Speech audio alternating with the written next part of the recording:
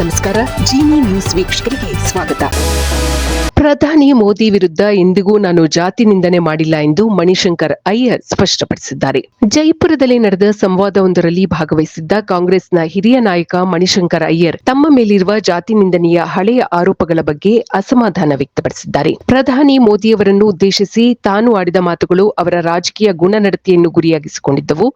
ಆದರೆ ಬಿಜೆಪಿಯವರು ನಾನು ಬ್ರಾಹ್ಮಣ ಎನ್ನುವ ಕಾರಣಕ್ಕೆ ಅದನ್ನು ಜಾತಿ ನಿಂದನೆ ಎಂದು ಜನರ ಮುಂದೆ ತಪ್ಪಾಗಿ ಬಿಂಬಿಸುತ್ತಿದ್ದಾರೆ ಎಂದು ಆರೋಪಿಸಿದರು. ಮೋದಿಯವರಿಗೆ ಇತಿಹಾಸದ ಬಗ್ಗೆ ಸರಿಯಾದ ಮಾಹಿತಿ ಇಲ್ಲ. ಅವರು ತಮ್ಮ ಬಾಲ್ಯದ ಬಗ್ಗೆ ಹೇಳುವ ಕಥೆಗಳು ಸತ್ಯಕ್ಕೆ ದೂರವಾಗಿವೆ. ವಡ್ನಗರದ ರೈಲ್ವೆ ನಿಲ್ದಾಣದಲ್ಲಿ 1973ರವರೆಗೂ ಪ್ಲಾಟ್ಫಾರ್ಮ್ ಇರಲಿಲ್ಲ. ಅಂದ ಮೇಲೆ ಅಲ್ಲಿ ಚಹಾ ಮರಲು ಹೇಗೆ ಸಾಧ್ಯ ಎಂದು ವ್ಯಂಗ್ಯವಾಡಿದ್ದಾರೆ. ಇತ್ತೀಚಿನ ದಿನಗಳಲ್ಲಿ ದೇಶದಲ್ಲಿ ಅಲ್ಪಸಂಖ್ಯಾತರ ವಿರುದ್ಧ ನಡೆಯುತ್ತಿರುವ ಪ್ರಚೋದನಕಾರಿ ಮಾತುಗಳು ದೇಶದ ಐಕ್ಯತೆಗೆ ಧಕ್ಕೆ ತರುತ್ತಿವೆ ಎಂದು ಮಣಿಶಂಕರ್ ಅಯ್ಯರ್ ಕಳವಳ ವ್ಯಕ್ತಪಡಿಸಿದ್ದಾರೆ.